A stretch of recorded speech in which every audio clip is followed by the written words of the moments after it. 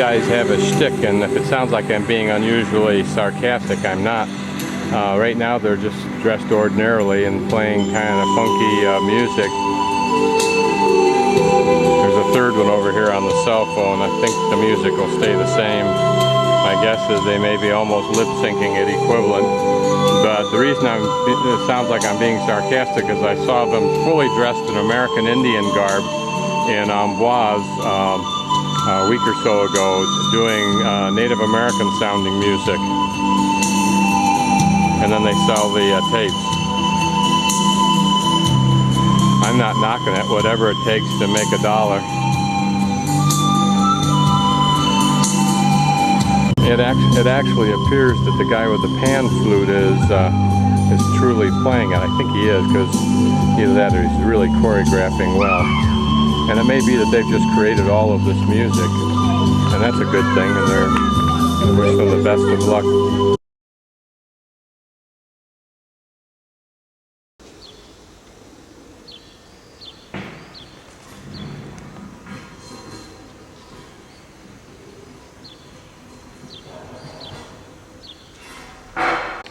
It's 8 o'clock in the morning, Saturday, in Arles, at the arena, the Roman arena, gladiator arena. This looks like a restored portion here. Even some of the stone, I think, has been restored, I'm guessing, because it all looks so pretty. Here are the rougher portions, more original portions.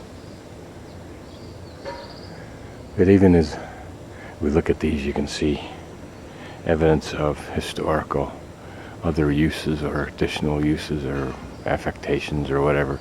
Those square holes must have held something.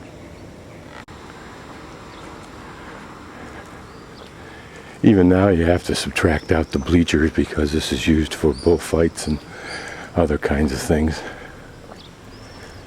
Just looking down into that corridor there, knowing nothing of its history. In other words, it's probably been changed over the last couple well, not centuries, last couple thousand years. But to stand out here and imagine what was it like with the people trying to get in here like they would a football game. I guess that's what it would be like. But then if you were standing out here and the fights were going on and the people were perhaps a little bit drunk and into the carnage and the yelling and the screaming and the cheers when something happened, what would it be like? How would these cold stones come to life? And for that, I think you have to thank Hollywood.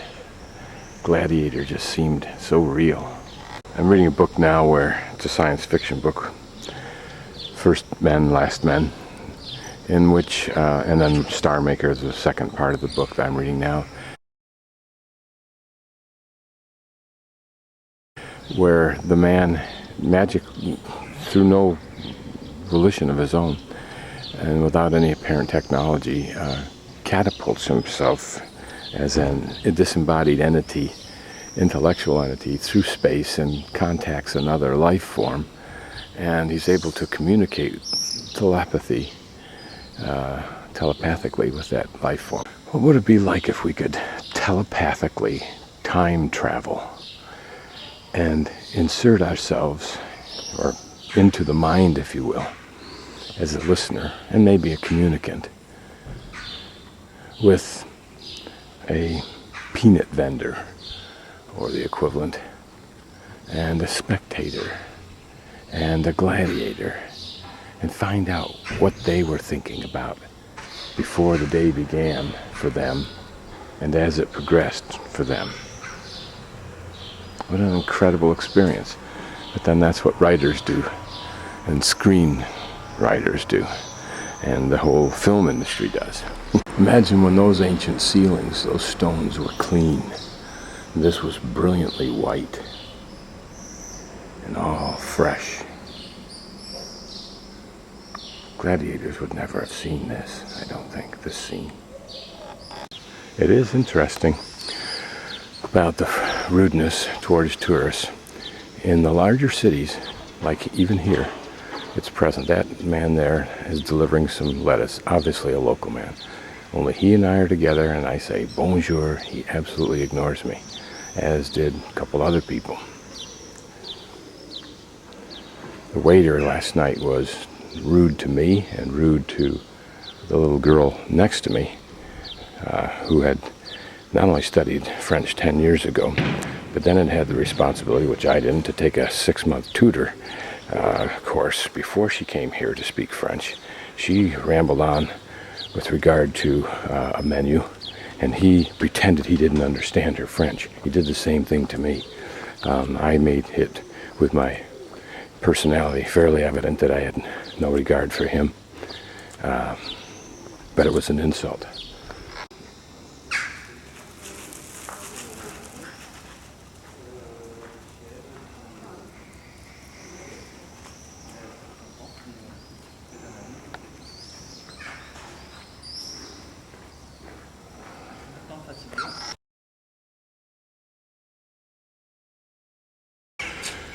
This is the entrance to the Roman theater,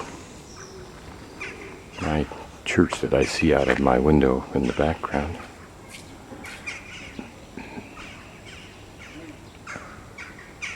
Presumably this design went generally around much of it.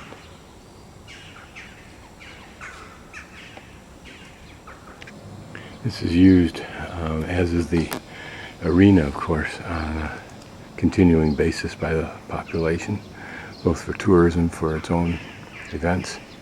And these were looking like large rooms. Don't know what they were for. Maybe, obviously relative to the theater, probably storage of props and that sort of thing. Substantial size stones. It would have been good to have slaves from all around the Mediterranean to help move these things into place.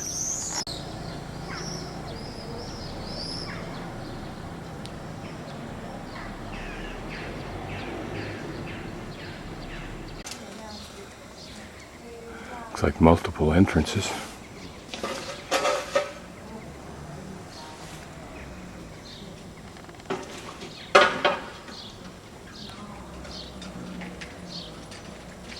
This is a Saturday morning market being set up just outside the couple of the nicer entrances to the theater. Pretty little fountain area, cracked up with garbage, but some sort. Part of this little park is devoted to a little kids' place with all kinds of equipment to run around on. It's not equipment, it's toys. That's a nice thing. I'm not quite sure what all this is. I walked around the theater, so it's not that. It certainly looks like a tower. Probably when this was a walled Roman city, this was one of the defense towers, and this is a defensive wall, duh.